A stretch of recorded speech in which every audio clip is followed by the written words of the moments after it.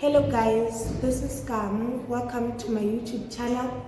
Today we're going to review a movie titled Dr. Ali that was produced by Priscilla Moen in 2019. Medical dramas and movies are fascinating. Despite them being interesting, they lead us into the world of the medical field, of which many people are not experienced. So if you want to know more about the medical field, you can just watch Dr. Ali and know better. The characters in this movie are Tena Omes, who plays the character of Ali Vefa, and then you have Ona Tena as Dr. Fema, who is the manager of the hospital, and then we have Sinem Ansar, who plays as Nazli. We have Firat, who is the new, and then we have Murad as Dr. Tanju. Well, let's get to the details of the movie. Okay, fine. Dr. Ali is a young man born with autism, which is a condition that prohibits him from communicating and interacting with other people. For this reason, Ali had no friends. His only friend was his brother, who unfortunately died in a car. Ali's life was never easy after his brother's death. His parents never understood him. They never supported him through his condition. I remember one time, by the time Ali's brother was going to be buried, his father prohibited him from attending the funeral, calling him a murderer and all sorts of those hateful things. At the end of the day, they sent him to the orphanage. It's very unfortunate that Ali had to grow at the orphanage, yet he still had his parents. However, it's all thanks to Dr. Adil, who took care of the orphanage where Ali grew. Well, Ali's life at the orphanage was never easy as well. Some kids at the orphanage could beat him, they abused him, and sometimes they would let him sleep with empty stomach. But what I love about Ali is that he never gave up. He kept on moving and moving until he studied medicine and passed with honors.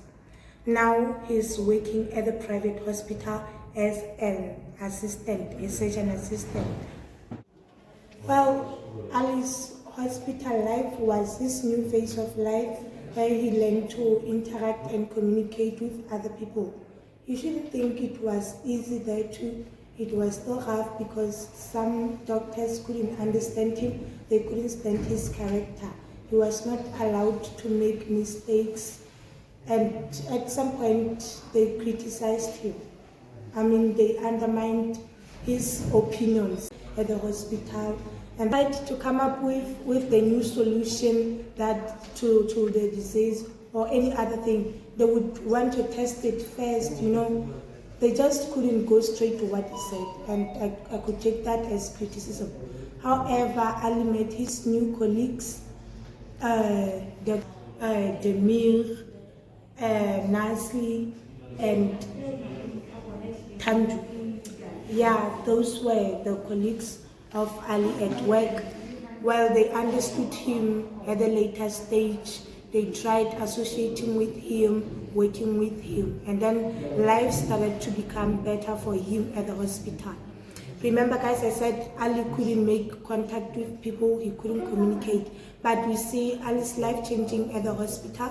The first step that he took was to fall in love with a girl named Nazli. She's the girl in her 20s and one of the promising surgeons in the hospital. Though her background of love isn't really good, she had been hurt before and then she's afraid of falling in love again. But when she saw Ali, she opened her heart for him and they made love.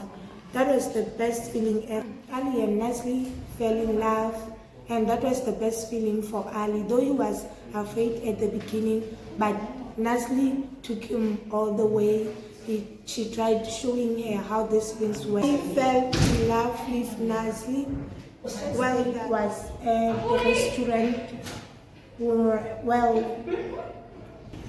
and Ali was somehow uncomfortable. He was afraid of making mistakes. He thought he could never do things right. But thanks to Nasli, who understood him and made sure that he's comfortable all the way. Well, for Ali, being a doctor was a calling, not a profession as such. Ali was someone who loved his work. He was so patient and a loving doctor ever, especially when it comes to kids and children. He's someone who was understood by kids. He would operate them. I remember one other kid who was sick. He couldn't talk like from birth, and then his parents admitted that their child can never talk. But then when the child arrived at the hospital, Ali made sure that the guy would live his life, because he knew the pain of not being able to express himself, not being able to communicate. Because at school, Ali was bullied because he couldn't express himself. And then he was dismissed because he really couldn't express himself. So he didn't want the guy to go through the same thing. He made sure that he gave the guy back his life. He spent the whole night making research, coming up with all things that could help the guy to heal. And fortunately, at the end of the day, the guy was fine. So, and many kids as well, Ali healed and turning the hospital in, giving it the best reputation ever. Well, at some point, Dr. Furman didn't like the way Ali worked things, because he didn't want to follow certain steps that he had to go through to perform the surgeries. One thing that came up to his mind, he would just do it as long as it was going to be a help.